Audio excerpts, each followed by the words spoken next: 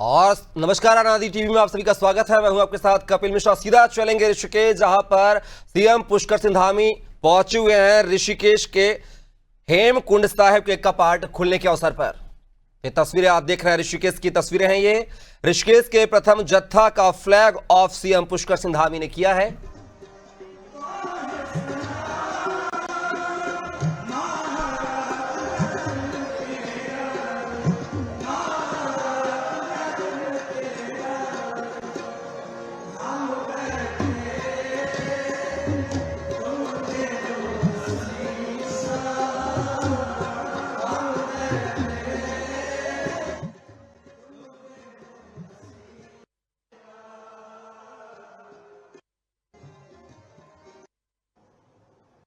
छोटे सरदाने का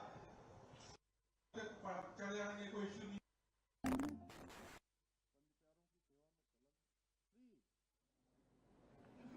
आज जो यात्रा कठिन होती है, जो शारीरिक रूप से कमजोर होते हैं या हमारे बुजुर्ग होते हैं, उनके लिए यात्रा अत्यधिक कठिन होती है।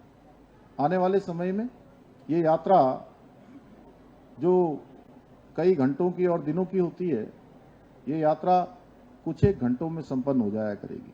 मैं आदरणीय प्रधानमंत्री जी का सभी श्रद्धालुओं की ओर से और केवल देवभूमि उत्तराखंड के लोगों की ओर से नहीं, ये यात्रा जैसा बिंद्रा जी बार बार बता रहे थे कि ये अभी लाइव टेलीकास्ट पूरी दुनिया के अंदर हो रहा है। लाखों करोड़ों लोग इस यात्रा से जुड़े हुए हैं, चाहे वो चारधाम यात्रा हो, चाहे वो हेमकुंड साहब की यात्रा हो। तो जो भी श्रद्धालु, जो भी हमारे आस्थावान भक्त हैं, गुरु के भक्त हैं, उन सब की तरफ से आदरणीय प्रधानमंत्री जी का हृदय से आभार व्यक्त करता हूं कि आपके प्रयासों के कारण से आने वाले समय में ये यात्रा हमारी बहुत आसान यात्रा हो जाया करेगी।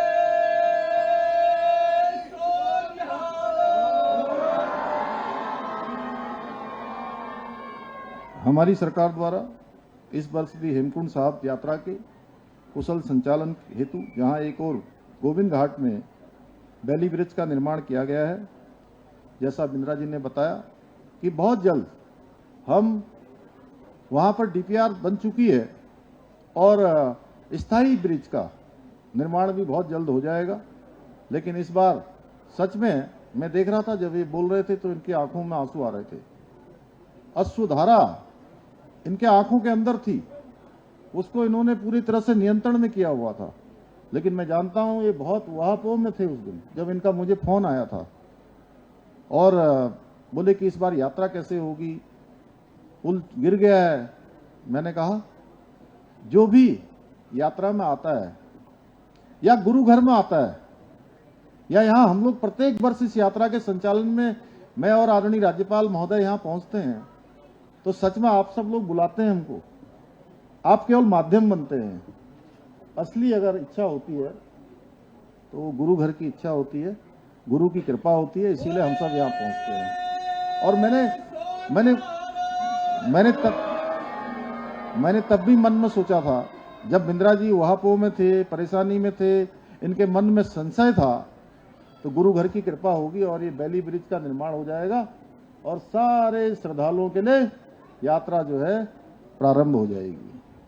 और गुरु घर की कृपा हुई और यात्रा प्रारंभ हो रही है।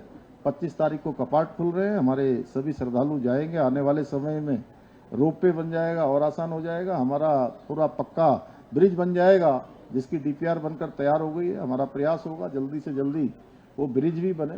वैसे वहाँ पर काम करना बड़ा कठिन होता है, चाहे हमारा गोविंद घाट से हेमकुंड साहब का रास्ता हो या हमारा गौरीकुंड से लेकर केदारनाथ की यात्रा हो, दोनों ही यात्रा अत्यधिक कठिन है। क्योंकि 6 महीने यात्रा जब बंद हो जाती है तो उस समय बर्फबारी होती है, बहुत ठंड हो जाती है, -डिग्री तापमान हो जाता है।